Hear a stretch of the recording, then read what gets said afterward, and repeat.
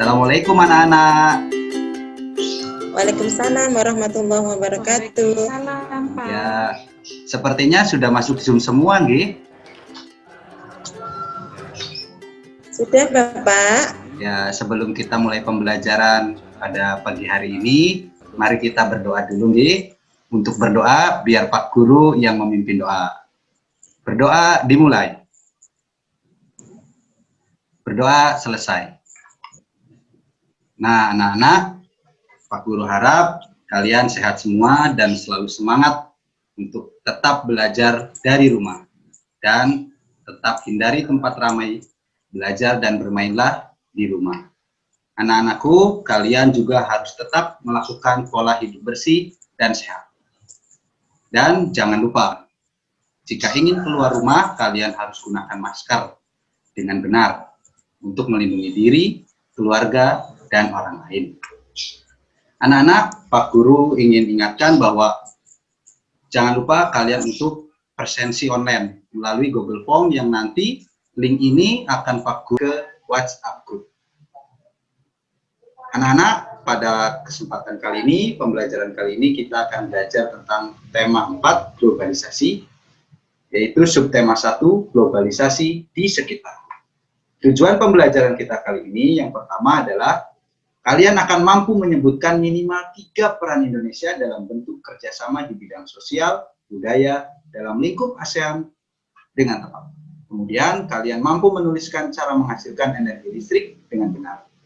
Dan yang ketiga, kalian mampu menuliskan 3 informasi penting dari teks tentang cara menghasilkan energi listrik dengan tepat.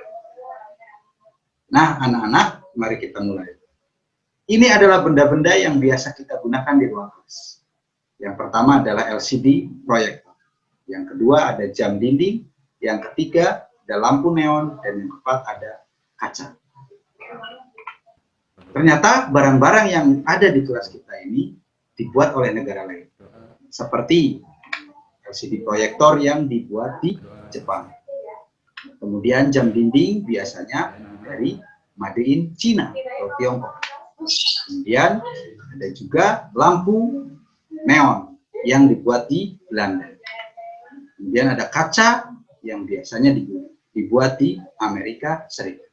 Pertanyaannya, kok bisa benda-benda seperti itu ada di Indonesia? Karena pada saat ini kita berada di era globalisasi. Lalu apa peran Indonesia di era globalisasi ini? Mari kita bahas satu persatu. Sebelumnya, nanti kalian tuliskan benda-benda di bawah ini, pada screen ini. Kemudian kalian tulis asal negaranya. Kemudian kalian juga menuliskan 5 benda yang ada di rumah.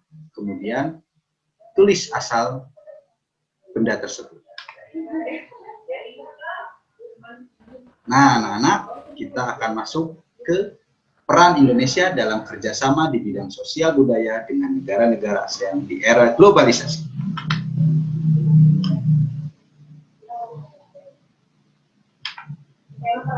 Indonesia aktif ikut serta dalam berbagai kegiatan kerjasama sosial budaya internasional, baik pada tingkat regional ASEAN atau tingkat dunia.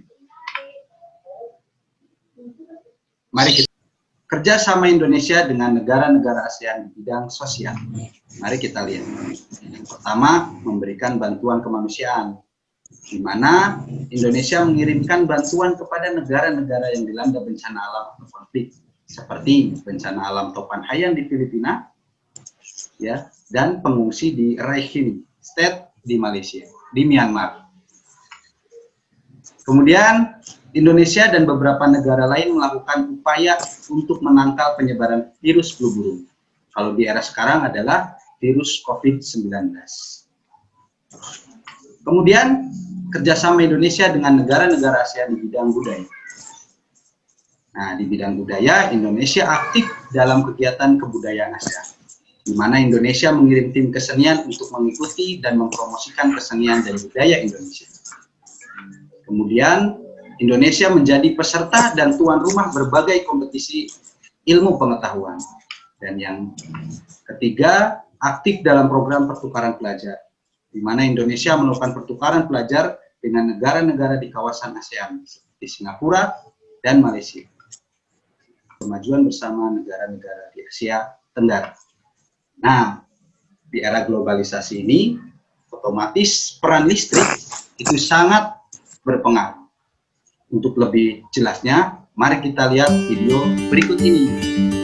Assalamualaikum anak-anak, Pak Reza. Pada video kali ini, kita akan mempelajari tentang menyalurkan energi listrik.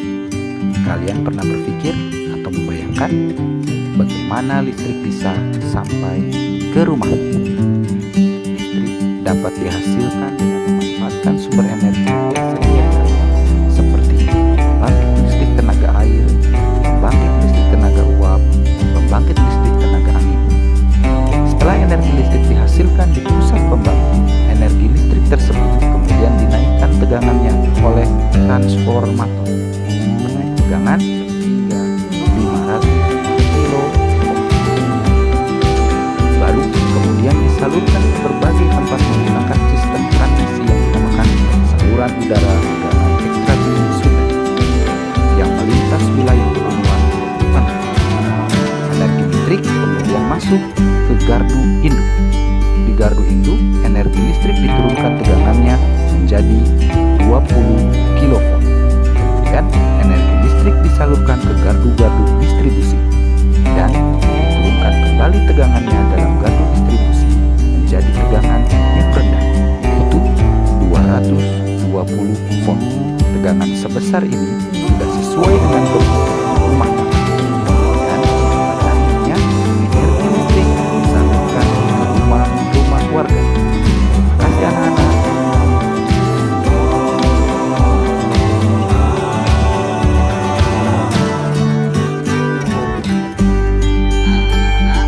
Tadi video yang telah kita saksikan. Coba nanti kalian tuliskan dan perhatikan baik-baik. Putar kembali video itu, nanti Pak Guru akan kirim di WA Group video itu, dan kalian harus menuliskan langkah-langkah cara menghasilkan energi listrik. Kemudian selanjutnya kalian membaca secara mandiri dalam buku siswa halaman 6, yaitu tentang pembangkit listrik tenaga air. Nanti kalian tulis hal-hal yang penting, informasi-informasi penting dari teks eksplanasi pembangkit listrik tenaga air. Nah, anak-anak, selanjutnya kalian jangan lupa download LKPD yang Pak Guru kirim di WA Group, dan kalian harus mengunggah hasil kegiatan LKPD 1, 2, dan 3 ke link Google Form berikut ini. Nanti Pak Guru kirim link ini di WA Group. Begitu anak-anak, dan jangan lupa untuk evaluasi, nanti kalian buka link yang sudah Pak Guru kirim di WhatsApp Group. Kalian mengerjakan soal evaluasi di Google Form agar kalian tahu nilai kalian berapa dan Pak Guru mengetahui sejauh mana pemahaman kalian terhadap materi kali ini. Nah, anak-anak, itu adalah materi yang telah kita pelajari hari ini. Jangan lupa kalian baca lagi, belajar lagi agar tidak lupa tentang materi ini.